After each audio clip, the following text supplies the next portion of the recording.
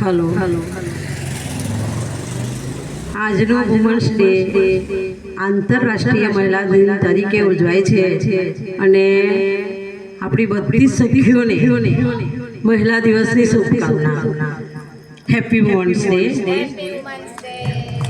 આમ તો બેને આપણને બધું કહી જ દીધું છે વુમન્સ ડે વિશે, પણ તો હું બે શબ્દ કહું કે આપણે એક સ્ત્રી કહ્યું છે ને કે દીકરી નાની જન્મે ત્યાંથી માંડીને દાદી સુધી એના જીવનમાં સંઘર્ષ સિવાય સંઘર્ષ બીજું કંઈ જ નહીં, પણ તોય એ ક્યારેય થતી નથી.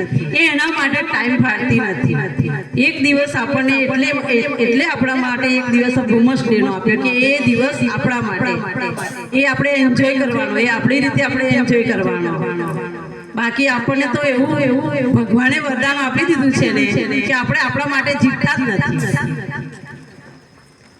લગ્ન કરીને જઈએ એટલે સાસરીની જવાબદારી, પતિની જવાબદારી, સાસરીમાં જયા પછી એકાદ બે વર્ષ પછી જવાબદારી બીજી ઊભી થાય કે માં બની જઈએ એટલે છોકરાઓનું ધ્યાન આપવાનું.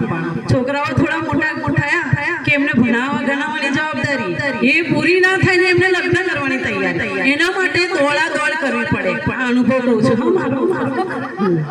એના માટે દોડ કરવી પડે. છોકરાઓ મોટા થાય એટલે માને ટેન્શન, આપણે તો ટેન્શન ના થાય એટલું બધું, પણ એટલું માને ટેન્શન હોય કે ભાઈ મારા છોકરા કે છોકરી મારી મોટી થઈ, હવે એ લોકોને પરણાવવા જોઈએ મારે, એટલે એના માટે દોડ કરવાની.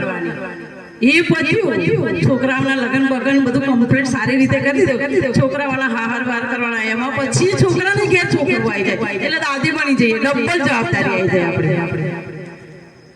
એટલે એ જવાબદારી નિભાવવા માટે આપણે ઘરમાં તો બહુ તો બહુ, સાસુ તો સાસુ, પણ પહેલાના જમાનામાં હતું આ બધું કે બહુને શું છોકરી તરીકે ના રખાય, પણ આજના મોડર્ન જમાનામાં એવું રહ્યું નથી.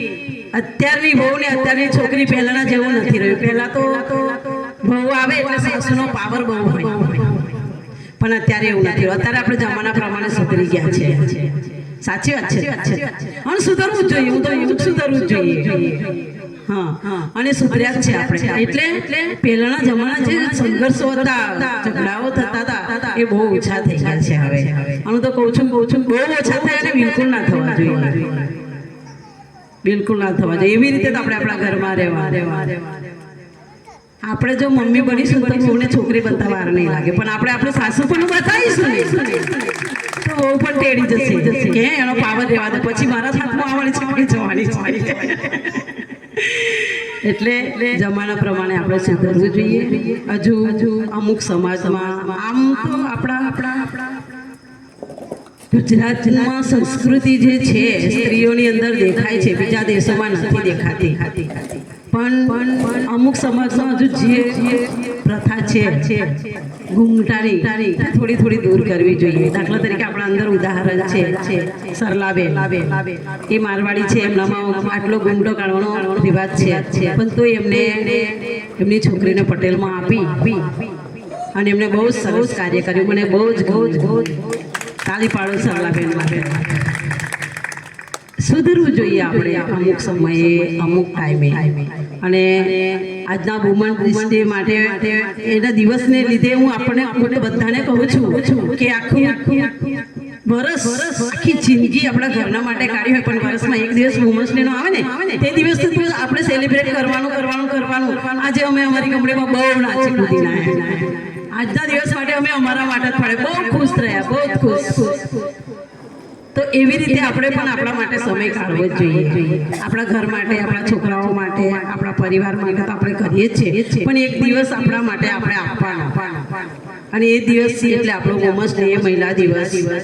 તો બધી મારી સખીઓને મારે એટલું કહેવાનું કે આપણે આપણા માટે પણ સમય કાઢી અને આપણે પણ એન્જોય કરો.